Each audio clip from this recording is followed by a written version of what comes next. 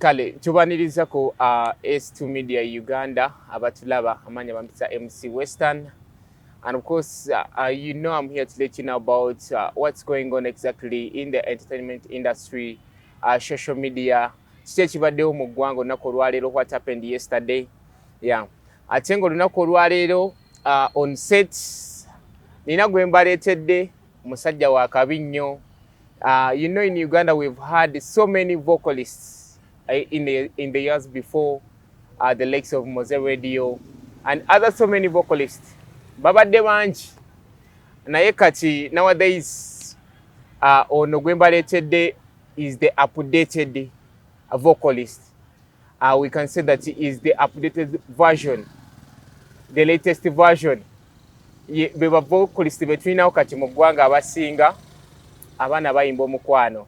Inawe nabadde awo nga nsoma comment section, omuwala n'agamba bannange ono mwana ayimba nempulira nga ngudde mu love. Ladies and gentlemen, allow me introduce you Laty Wizy on the set. What's up, bro? Nothing. Tukwaniriza muganda wange. Nango basanga. Yeah.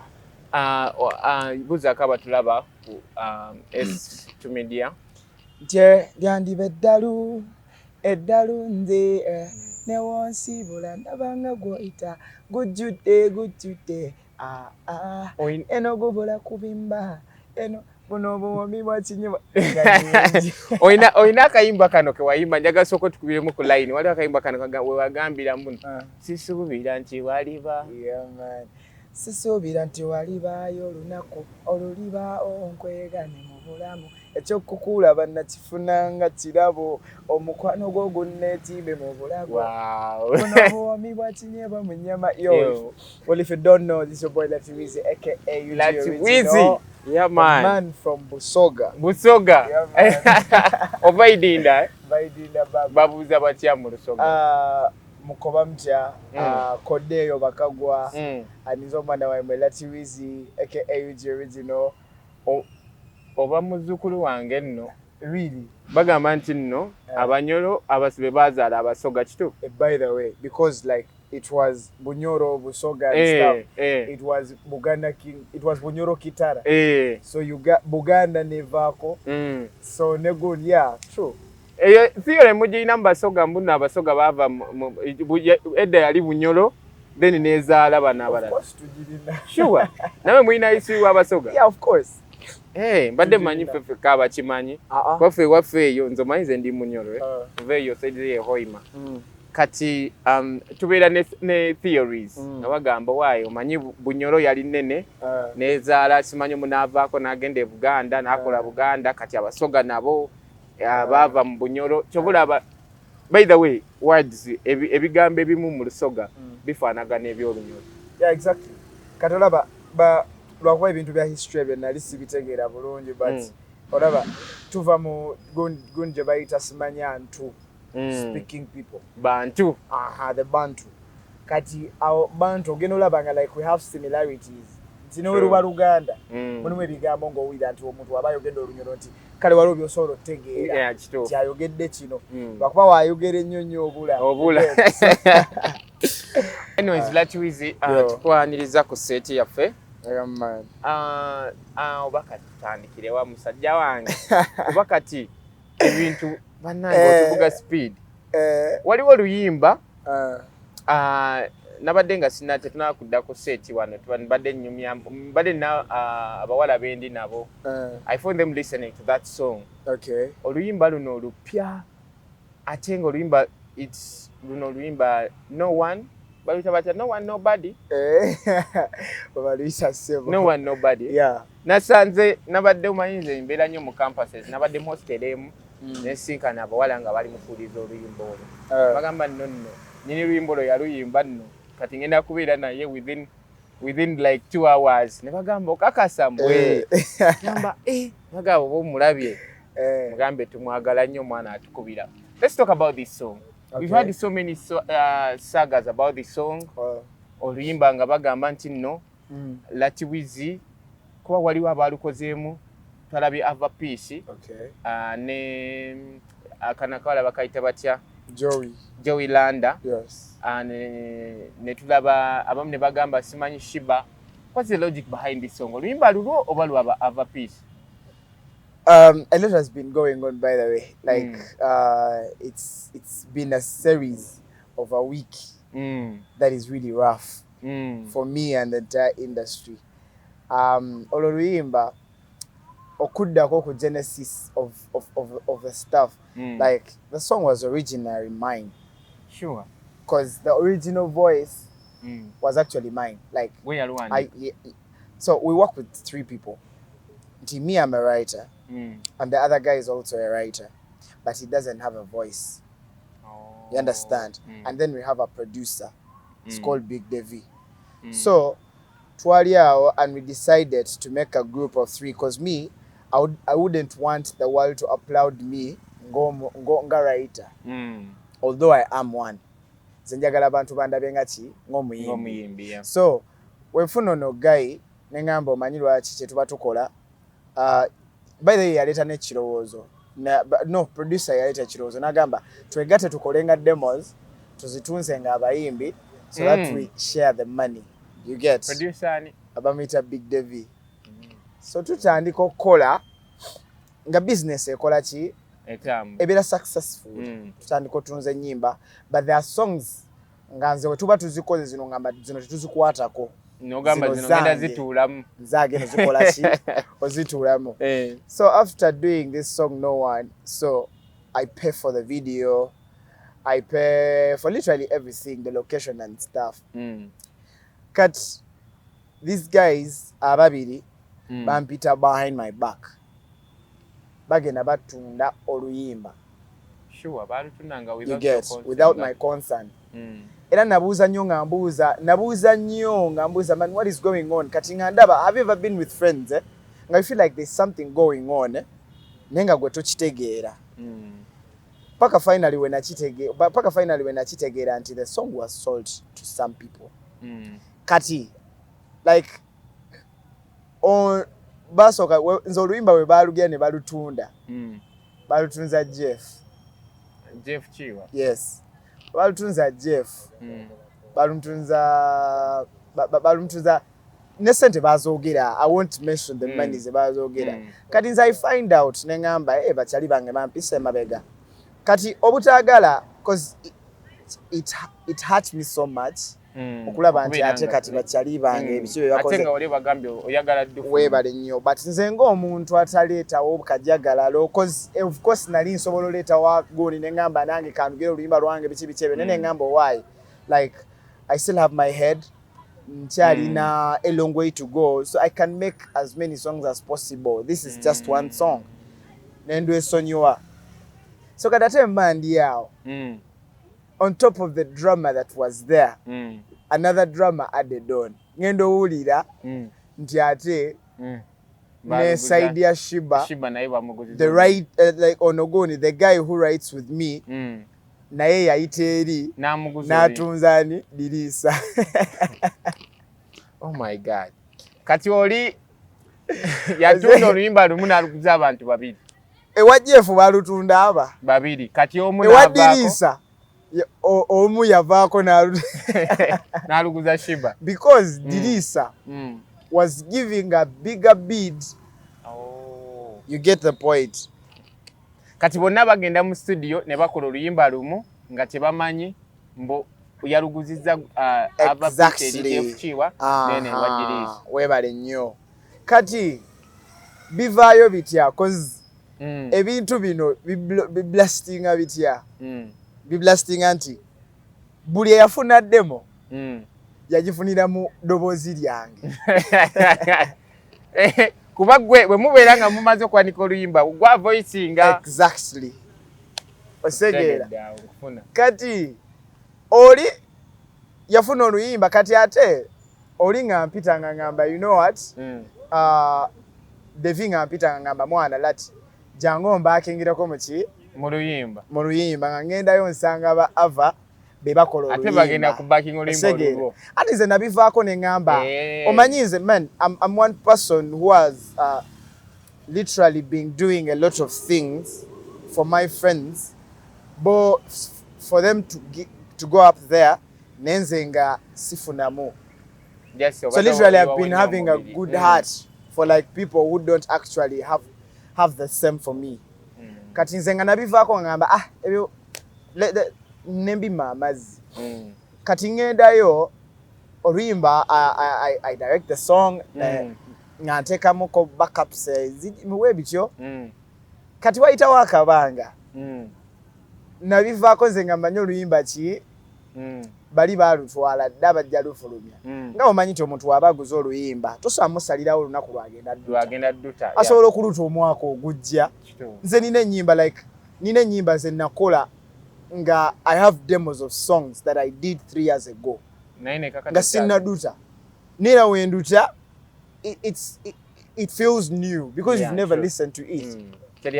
So nali ngenda that day, by the way, there's a media station eri awo Naggulu yali eina gig nga era entadde ku line up gig eyo yali ku the Villa. So there were 2 shows nga wenvaawo ngenda genda ku Mojo Ekyanja. Had a gig there. So nga chali wange oyo omu ku betukola nabo nga nkubira naye the other party nga wayisewo akabanga nga mmaze bali ne voicing nga yaggwa nga yaggwa. Kati nga bali nga naye ngamba mbadde nsaba ojjeko ewanne essiimu osegeera nga mugamba okay no problem. Sasooka mugamba no problem naye ngenda kukola ki. Nangamba kyogenda okukola kitono nnyo tofaayo. Nangamba tofaayo togenda yimba jangu je sinna byenjagala okukola ki okuliiramu. Ne mugamba ne mwana nga ndi busy. Kati insisted ne mala ne ngamba okay let me just go. Kati mba ngenda ntuukaawo nga omanyi wanne essimu oba ogenda awo ku church awo y'Abakatuliki ng'ogenda oli kumpi wera. Naddamu nankubira essimu nangamba jangu naye togamba Devi kyoli kujja. Devi the producer. So kati nze in the back of my head ne ngamba why nene mbima amazzi ne ngamba maybe kane ntuke wanne essimu. Natuke wanne essimu nesangayo Shiba Dirisa, that's the manager. Nesim noyo Tazi. I enter in a room. Kati nga nsooka tukubawo ekibozi kya like 1 minute biki mbagamba police badde nkute biki ebyo omanyi nasala ebitaala kuolwo. Polisi nengoba mukawe misinde. Wakube ebitaala. Ne bamala ne bantaawo bimanyi.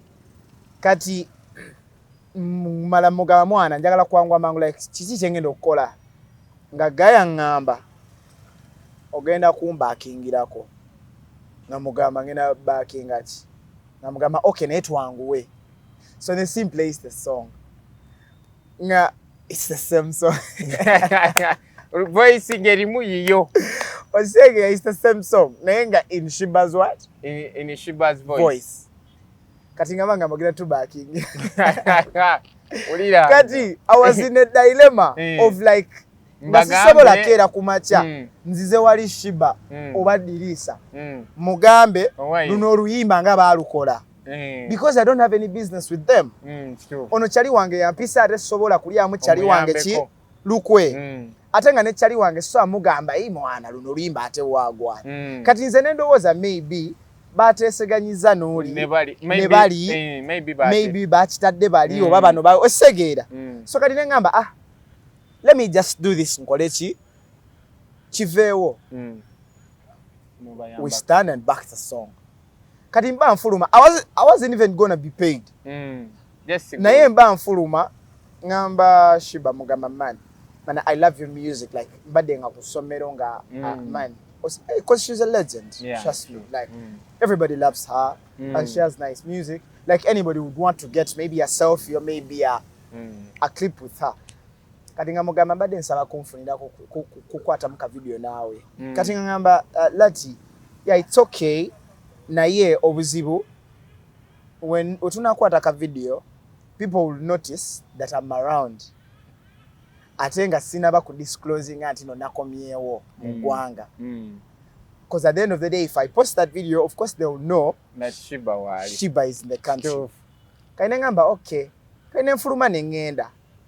kati ndowooza bambi n'awulira nti already I've helped her back the song musabe ka video agaanye siga nti obasabye tampadde ssente kati ndowooza n'awulira bambi ki nga like that humanity because she's a very nice lady by the way nabampita nga nfulumye nti sooka ojje naŋŋamba nsomere namba ya Airtel mbeeko ne kyenkuteerako tiyaŋŋamba na amount ya ssente mbeeko ne kyenkola ki appreciation kati nosoma neŋŋenda bwe nafuluma wabweru actually they sent me after maybe like 30 minutes they sent me 100,000 is a backing so that's how the story goes why oluyimba lufuluma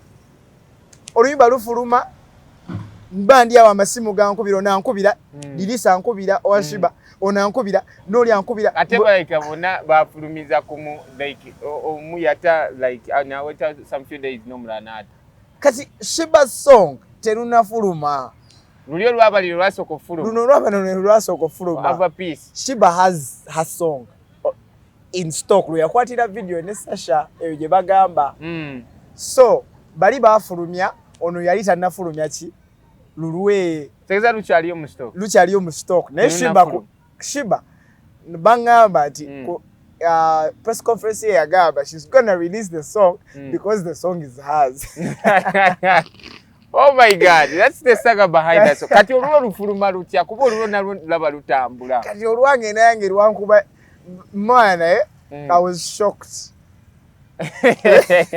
Kuba olwo nkugambye nasanze abaana nga baplaying alugo nga and these people we are comparing the song but you know the originality of the thing kibeera original kati nange olaba nga weewuunya mba ndi awo ndi ku simu yange ndaba zitaaga nnyingi nze utaaga ebifaananyi kuliko ekikyo kuliko ekya Abapisi kuliko ekya Shiba kati like people were tagging me in videos keningamba you what is wrong ngendo clicking away ndaba that's my version ngamba mukama what is happening muluna kulumu ndaba like oluyimba lutrendinga buli akola antaginga this till now people still tag me in the song but to be honest working well to be honest actually don't know like whoever released the song ina issues ze I don't know but me I think now manyi like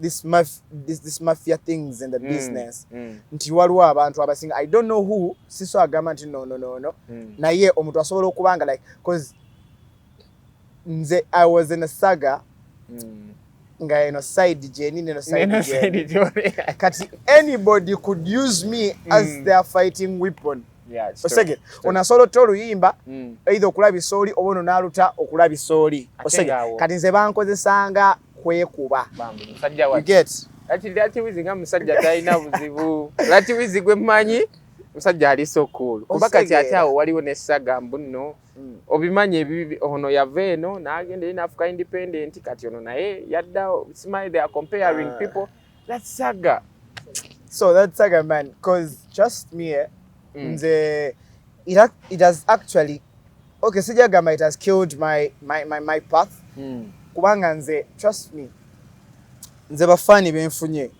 music wange obadde omulaba from day one sikozeko music nga nkolera ku scandals nti kankole stunts bammanye era ne kino ekyazze mwalabye nti teyabadde stunt it was real life You've cleared the air. Actually, some people have been having so many questions about that. Even like in Gabon Kugambe, never even these people were asking themselves, so what chaliwo? Never nyonyola we bidala. I think ati guangambe the so because everyone is talking about chiye chalo woza kumchima ngabwe chali.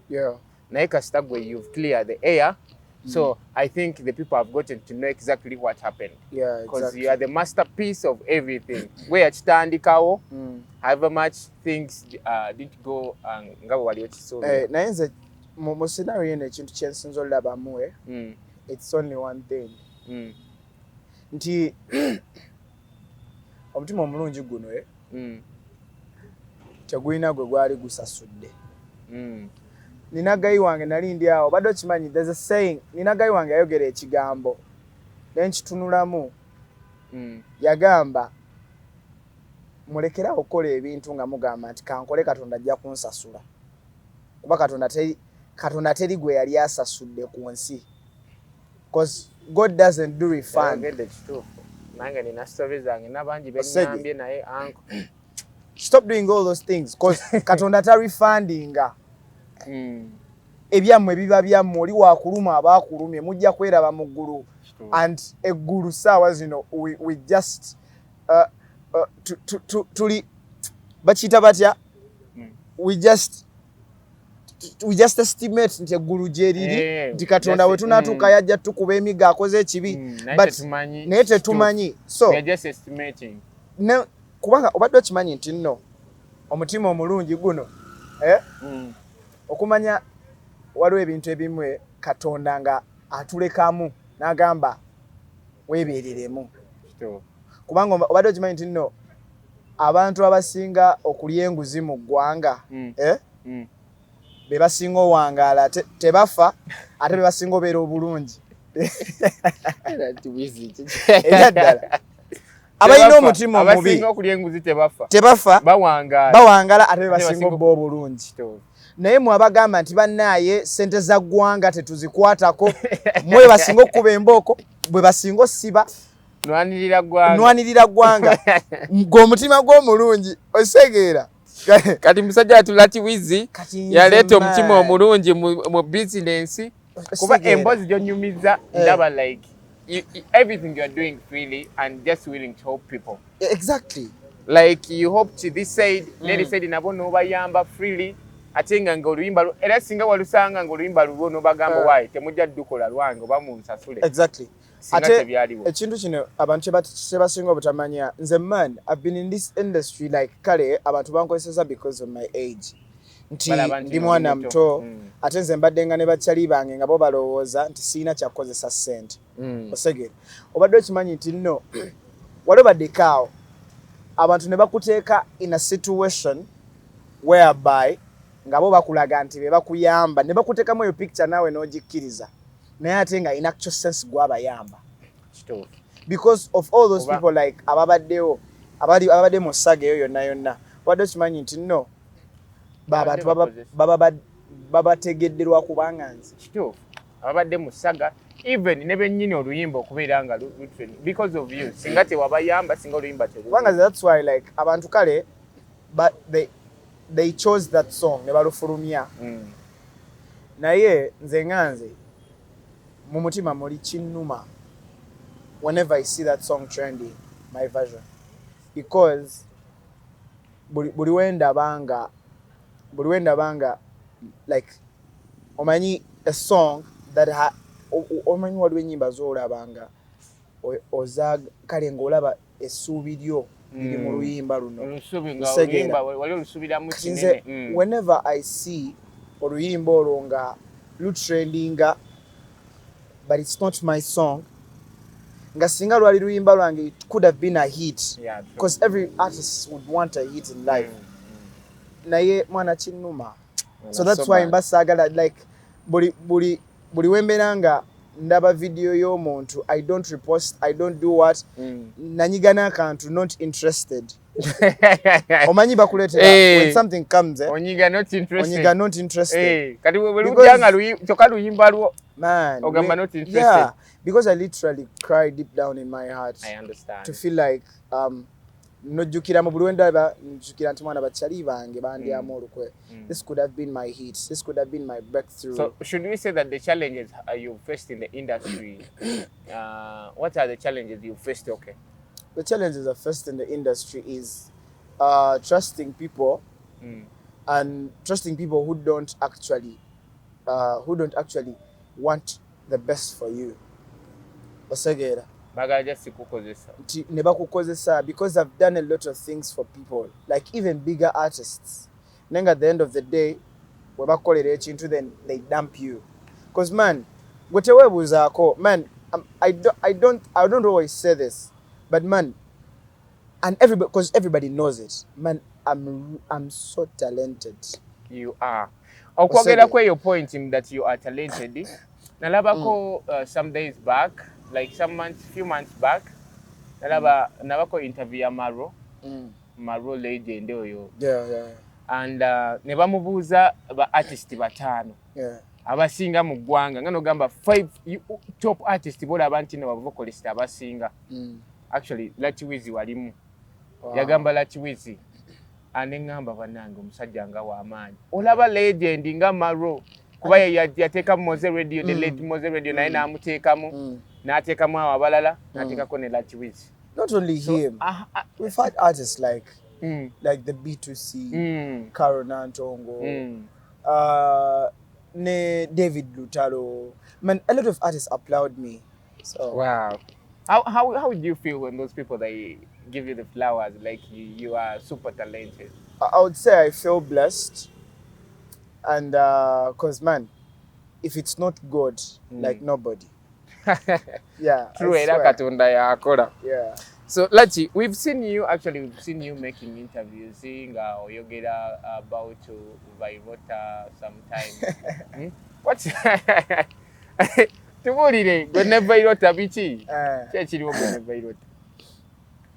Man, first of all, man, I wanna clear this. About what they were in bed and they feel like, man, I hate the guy. But I don't hate the guy. Sure. Because trust me, nzenga wenda bagambi tinze sikola muziki wange kulipira muntu ndyoke nfune relevancy. Nga onabeera awo abantu kye bataagala mmanya bana Uganda nti everybody has their own opinions. Wasege.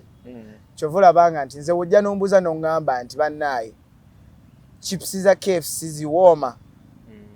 Nenkugamba ye ziwooma. Karate gwe ngoyaga obadde oyagala ngambe teziwooma. Osege. So I was on an interview. They asked me kubintu like Chaliwo, because they know he's my friend. Like we've been friends. You've been friends with him? Yes, and I'm friends with him. Unless maybe nga yesi Chaliwo, that's well and good. Na ye ne bambuuza, is it okay for a man to paint nails?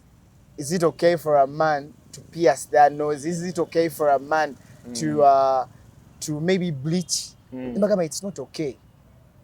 Can everybody doing all that stuff? Like, is it really okay if Laty Wizy paints nails? It's really weird. It's really weird. Yeah. You get. It's true. So when Nachogerako and like his fans and stuff, they started yapping nonsense. Okay, like trust me, like Vyroota, anyway, I don't want to even say his name because like he's my friend. Wabokede kumacha, gwobola Laty Wizy and how talented I am. Nti chichiche nyizo kuwala na ku that guy. Nti ayimba nnyo nti bane nandiyagado yimba nga ye.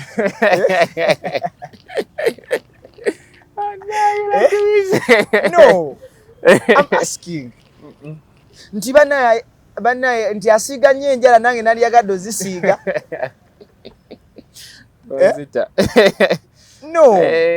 Nti bana like he's so handsome. Nti bana nze ndi mubi. Do I look ugly? Exactly. So, teri chintu kyebagira and people were like, man, mbusimanyambo the guy mbo mwala nalwa kuba kusinga man abantu kyebatamanyi mu music industry. You getting to the finish line okunsoka that doesn't mean that you're so talented than me. Yeah, true. Tufunyeyo ba artist okunsoka ite kitegeza nti oli wakabi kunze. Because my time is coming, man. If my time comes, I always say this to these people. If my time comes, even the basket would hold my water. Trust me. Laty Wizy. Confidence ngo ina nyingi. Yeah, like at confidence yange by the scenes ajewa no jewa. Obadde kimanya one artist mu Uganda. Ataina platinum hit. Nenga buli muntu amumanyi. Osegeera nga ne class gye banteekamu obadde kimanyi wegendereza nnyo interviews zange tebangeraageranya ku baana nga nakugambye nalaba abayimbi b'endabye abasinga comparinga they put you in the top notches abaaliwo dda ebiseera ebyedda ba legends bwesooka olabe nti nno me bro like me nze omanyi kye bayita man I'm fully furnished. Nti nze newe ngenda ku like newogatta abantu bonna people who hate on me nabo bakimanyi nti akakaana kakuba kyova olabanga they would never come out and say trash on me. Laty Wizy tolina beef yonna na muntu yenna olina omuntu gw'otayagala gw'owalana like mulina tubuulire nga simwagala ng'emmotoka neweemukuba ntuuka wali nga njaga kebera oba afudde ebyaddala Katonda nansonyiwa naye oyo omuntu yankola ebintu nitubuulire the guy is a DJ DJ ng'ebyaddala waliwo ne weyafunako accident mu bulamu nentuuka ekiseera ne ŋŋamba nenoonyereza nga njagala noonyereza yafudde DJ kitubulire DJ bamuyitaani wenna amwogera abantu bajja nnyiiga but ye yeemanyi yakolako ku TV ali awo yenyiga mu bwasita naye nga sisita DJ kyoyo gyali baneesimwagala TV kijakolako muwanvu kinene kiri awo kiringa kirina emikono kiringa kirema I hate that DJ Wanange sijja mwogera naye yeemanyi weemanyi I hate that guy like yakolako ku TV oba ne kakati akyakola ku TV mana oyagala okuwa illustrations zonna bamutegeere naye yeemanyi I've never hated anyone in my life oba wanange Laty Wizy DJ kigwatayagala agambye ekinenenene kiwambu kirina ebikono kiringa ekirema osegeera kyefulambo kisita kisajja kikulu kikola ebintu by'abaana abato yakolaki man that guy ruined my life yakolaki like but trust me like I could have been a star like nyo but because of that guy like he ruined my things obadde okimanyi ti nno omuntu okufiirako nga tolina kyewamukola yakukolaki oyo guy yankuba yakukuba ebikonde ebyaddala like you get like I even broke my arm olaba look bino ebintu wano ye yakukuba yes wano mu nsingo like even choked me man you get nga mufaaki sijja byogera naye abimanyi naye mu bulamu bwange nsaba nnyo Katonda era cause men nze I've never been in a wrangle with anyone I've never had this hate for someone like this but trust me oyo guy I even laba olazina enkovu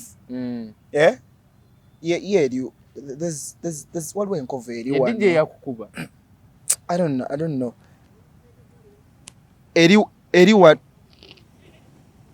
eri wano this tuli mu interview naye yakintuusaako and in something do you know like man njamugamba nga tuvudde ku set but I hate him with all my heart and nsaba nnyo Katonda naye kyemmanyi tagenda kuyimiriza tasobola naye atayagala nnyo laga abantu nti nno ye waakabi simanyi amanyi nnyo nze sikumanyi era sagala namumanya and if kati kino nkyogera if that person wabanga oyo guy nga ye spark y'okubeera kwange okwakabi bebireke nemebeera wakabi bagamba nti nno bw'otuula ku ttebe emu naye obafuuka wakabi babireke I don't want to kyange omuyinako bungi bane simwagala tumuve nako okay tumwesonyiwe Laty Wizy nalabye this week you've done Laty Wizy Foundation eyiseemu mu baana nga ina byebawa by the way you really have a good heart and really appreciate like okubeera nga like wotuuse otandise okola foundation Laty Wizy Foundation eyo gitandika ddi sooka otubulire what is it about exactly? Laty Wizy Foundation is not all about getting money me no it's all about omanyi nze abantu banyambye nnyo okutuuka wano timbadde nzija nandira ku bantu if it weren't the people singa siri wano wendi the small I have kati nze ngena nendaba nti nina akantu muzeeyi wange ke yaŋŋamba you don't have to be rich to be kind.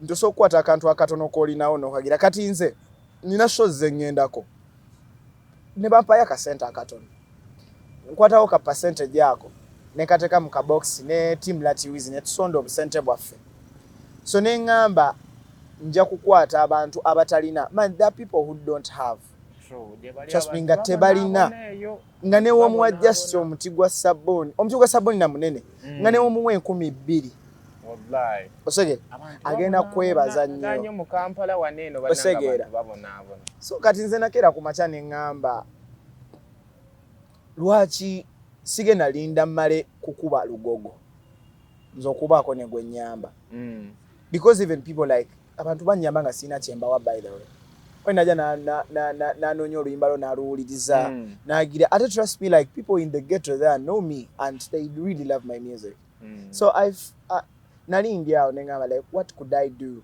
like to share with God kuba buli woyamba omuntu oba oyambye oba osharize with God you get and I feel like naleeta ekirowoozo team Laty Wizy like my friends nina ka team kange bakayita team Laty Wizy ne bangamba that will really work ne tutandika era tetutandise on my birthday tubale tuze tuzikola because at the end of the day obadde okimanyi nti nno ku birthday z'abantu nze sinywa mwenge sinywa njaga sinywa shisha sina kyenkozesa sinywa sigala abayimbi bagamba banywe bafunye vibe ojijja nze vibe yange it is natural that's why nebaza nnyo Katonda nti buli byenkola zino zonna nzikola kumwebaza nti kati nagamba instead of abantu bakola birthday nagenda mu bbala na spending $1,010,000 kati nengamba nze ku birthday yange bakisikeera ku makya nenkwata akatini ke nnina nengenda ne keki yange nenjirya n'abaana abatalina goni cause twakwata ebintu bingi waliwo abawala eyo mu ghetto nga they actually don't have sanitary pads ebyaddala nga bagenda mu nsonga zaabwe ebyaddala nga they don't have what to use bakozesa bigoye osege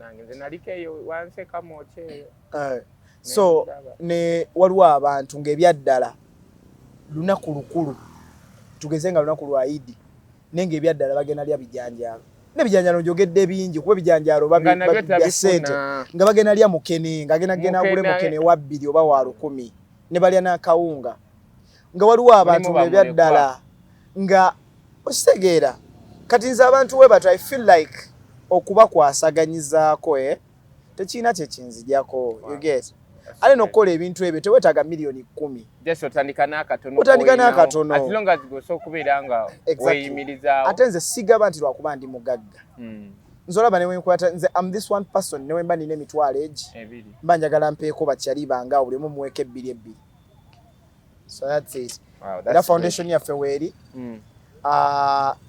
era njagala okutwala guno omukisa okugamba abantu nti foundation eno si ya ssente nti Laty Wizy ayagala kukuba ssente musimanyagira abazungu kuba ebintu essente zino zenkozesa teri azimpa nti oba nzijamba zange nzisonda ne bakyali bange team Laty Wizy ne tugamba nti tugenda kukola zino nze newefunawo $5,000 ngamba $5,000 kale mulimu akasawo k'omuceere n'akakawunga gundi katugende tubigabire abantu afunye n'afuna then the next time we tutyo. Okay. Yeah, man. So Laty Wizy, oli under any management oba go managing awe kagwenga? I'm under certain management bagita MM Media.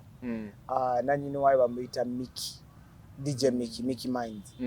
So I'm under that. Oh. Yeah. Ekuyambye, how does it help you in your career in your music industry? In your music lineage? Yeah. Enyambi, of course, because at the end of the day, you know how music is expensive. Ebyaddala nga kigenda kukwata mu kkubo. Nti omanyi ffe abayimbi, you'll never be there until you know omulimu gw'okola aside nti oba olina wano otunda ngoye biki ebyo. Kale, but again you need money okubeera nga you get that picture to the people, that brand. Kati ezo sente oyo omuntu wabaze n'agira, and nenge gye tukolamu naye, like he comes, we share ideas, nangamba Laty okay kino kiri kitya tukikole kino tukikole naye n'aleeta ezize ne mugamba azino zijja kukola azino tezijja kukola. That's how we work. No, it's not this management. Yeah, going into man, it's one thing to manage. We know call away muti. No. But is your manager at the same time a friend? Exactly. So anyambie shooting a videos, promotion. Segera, it needs money is needed in promotion. Okay. No kunga idinga. Okay. Yeah. So Laty Wizy, let's talk about your EP. We're planning a EP. There's an EP coming. Wangambie. You're planning for the EP. Is it true you're planning for an EP? Yeah, I'm planning for an EP. It's gonna be first of its kind. Because beside every singer abana abali mo gondi mo caliber yange, the same age range, ntiabo batulabanga like rising stars bakaja. Somebody can't do this kind of thing. Nayenze, man, I want to be different. I want to show people how talented I am. I want to show people like how creative I am. Nti sibye binoti nonyereza buyimba. Album egena bela ya nyimba meka. It's going to be having 7 songs. 7 songs. And those 7 songs. Love songs. Yes, it's going to be love songs, of course. Because man, I sing for the ladies. What you yimba nyo mukwano? But because I love ladies. Banga manchi na abayimbo mukwano te baba na love. Abaye nzengulina. Are you in love? Are you seeing someone? I love all women. Abakazi bonna babo. Given that you oyimba mukwano. Abakazi bonna babo. Bonna bange, just there's that one person for now. I'm actually crushing on somebody. Yeah, I'm actually crushing on somebody. Asi muyimbi. Ayimbi tobagala. Abayimbi sibagala. TV presenter. Umaru agambye kurashinga ku TV presenter. Yakira ya mumanyi kubera ya mogedde. So let's talk about the EP nyimbo. So 7 songs. The 7 songs. Oyinawo collabos. Yeah. Bane kuliko collabos. 2 collabos. Naye emu ya msajja endala ya mukazi. Bonaba. And the legendary artist. Wow, that's great. Legendary artist. And I think Simanyi man, I think people are not ready for this. Because trust me, this EP has reggae. It has Afrobeats. It has nayimbye oluzungu. Man, nawe ne wetya tugenda breaking a chain. But like you people, you don't know how I trust and believe in this guy. This guy is really talented. Never wear some man. You know kwesoma kuba uli talented amazima. As we wrap up the show, nandi agado tubulire muyimbi kigo crashingako. Ngamkazi. Gwe crashingako. Crashingako muyimbi. Twenda muyimbi go crashingako go gamba. Nene nagwe nakugambye nagwe crashinga. Ngovude kuona go crashingako nga muyimbi. Ngomo gamba nakula crashingako oyo. By the way, like to be honest, temuseka. Gwe nakula crashingako bali bamuyita neka sisubira nti akyali muyimbi. Bali mamisa Baby Gloria. Ani? Baby Gloria. Oh my God! You people dem sasa nyona mwe. Kati nakulanga. Baby Gloria. Nakula mulaba ku TV. Ngakola obulango obwe. Kati naye Baby Gloria asinga obukulu. Kati akuze. Okay. As we wrap up the show, Abubakati wandigambye aba fans bo abakwagala, the people who love you, the people who love your music. Tell them some words, then we call it a day. Obaka wempa abafanzi bange nti please, thank you so much okusingira ddala team Laty Wizy. Those boys and girls are doing a great job. Bakoze kyamaanyi nnyo okulaba nti Laty Wizy abawa akabi, and I want to thank all the people abali ku cabinet ya Laty Wizy Foundation. I want to thank my management okubanga like bakoze ekyamaanyi. So nadala okusingira dala manager Mickey, big up on yourself. Nechirala, I want to tell this to all the people around there, like to all the kids going Nechiroto. This industry is not a joke. Yes, Nobody loves you. True. Everyone who pretends to love you would want to use you for something. True. Ate chintu wechinagwa, they will dump you. You get? Kati gwe kole ekintu nga we nabagamba in the beginning, kole ekintu ng'okyekolera. Kwatagana n'omuntu ng'omanyi nti ono ndikwatagana naye ngena mufunamu wenti naye afunemu bwati, because this industry is for mpankuwe. I don't let anybody tell you that you cannot, because that's what they used to tell me when I've just started. Zeninake yangamba sina kungamba, but somebody told me like nangamba gwe tolina wolaga. Tolina lugendo togenda chikola, you never become a star. Kati netula muline ngamba bannaye sekulitale wa Katonda abadde kati ale yaswala kulaba yaswala, and I'm gonna shine paka, and I'm gonna prove you wrong. And I don't even have to prove you wrong. I have to prove my fans. Yeah, true. I'm one artist who proves my fans always. I don't see no competition kubantu, because I feel like Laty Wizy is different. You get? And Banai, let's spread love in the industry. Yeah, true. Like, man, tweyagalize. You get? Because at the end of the day, I've had these things have happened to me.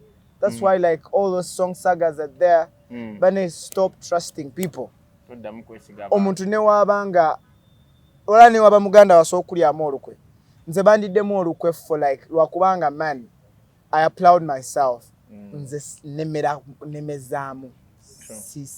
Nemezaamu always. Nenga nekirala, believe in God, kubanga Katonda yensonga lwaki bino bina bibaawo. Basabe. Ate tewejjusanga nsobi, tobeeranga nti awo nti nkoze ensobi. Nze ensobi nze mwenjigidde. Ensobi mwendabidde bakyali banga abali fake. Fena tuyigira mu nsobi. Katoberanga oli nagamba wayokyezza. Teri bintu byakwokya mu nsi. Nti ebiseera ebisinga nti mwoyokyezza omwo. Ate mwofunire ekiddako. Obadde okimanyi nti sometime nti wobeera osobola okubeera obadde okimanyi nti no, you lose a friend. Nolabanga nti you cannot stay without them. Naye ate you get somebody else. N'ate n'akigattawo nnyo okusinga gw'oluuzinze. Osegeera. Then nekirala, I want to thank the Almighty. And I want to thank you, bro. Thank you for always being there. Man. Tubaddewo like right from the start. Era tugenda kikuba paka EP. If people wait for the EP, Laty Wizy soon is going to be dropping his EP. Yeah. I think you people, you should be ready for this. Yeah. You know? Ola kweze nyimba olumu waliwo nina best friend wange bambi amanyo wandika yampandikiddeko olumu. You know I'm a writer. Naye nalabye nga she has something to tell me. Kati best friend wange oyo bambi yampandikidde oluyimba nesigenda du disclosinga werunaafuluma nja muteekako wano written by, yeah. Era neka mubagambe yaluwandiise naye oluyimba sigenda dubagamba. Ate by the buli omu agenda kwewuunya kuba buli omu takimanyi nti she has a talent to write. Mentor. Helen Mentor. Yaluwandiise. Yeah. Sure. Yes. Gwegeno ojja mubuuzaako mugayo man. Mentor yampandikidde akayimba. Era kagenda birako kamukwanira. Laty Wizy. Okay. Wanange tubadde ne Laty Wizy, omuyimbi owakabiri, is one of the vocalists that we are having right now in the country. Just you need to support him because we need to put Uganda to the next level. We need to uplift Uganda to the higher level. Bampise MC Western, S2 Media Uganda, subscribe, like and share. Leave your comment. By the way, Umaru, nga tumaliriza ne ni musajja munyolo. Yeah. Omanyi fe abanyolo n'abatoolo Tulina empaako. Empaako ozimanyi? Empaako yawe. An honor will give you it's kiba kitiibwa. Yeah. So leero ngenda kuwa empaako nga tonakuva ku seeti Oh. wano. Nga ffe abanyolo n'abatoolo. What does empaako We welcome means? you. It's an honor. Okay. Like kibanga kitiibwa. Like when I'm coming to greet you, like ngokuyita honorable, I call you that mpaako, amoti, akiki, aboli. You get? Okay. So olwaleero nga ffe abanyolo, we welcome banyolo batoolo, we welcome you in our society, in our family, we are no family. Kati nkuwadde amoti. Amoti eba y'abakabaka. From today onwards, gwa amoti. Laty Wizy Amoti. When you come to Fort Potro, when you come to Hoima, in Ibunyoro, in Itoro, these people, they should call you Amoti. But don't just give me only the name. You want to, what do you want else? Yeah, you give. You want this, eh? I already have. Oh, you want this?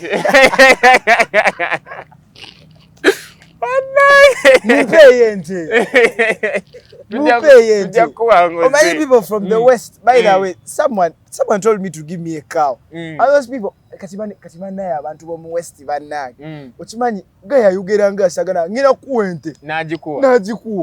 Bazina. Bazina. Okay, otherwise, thank you so much for watching, ladies and gentlemen.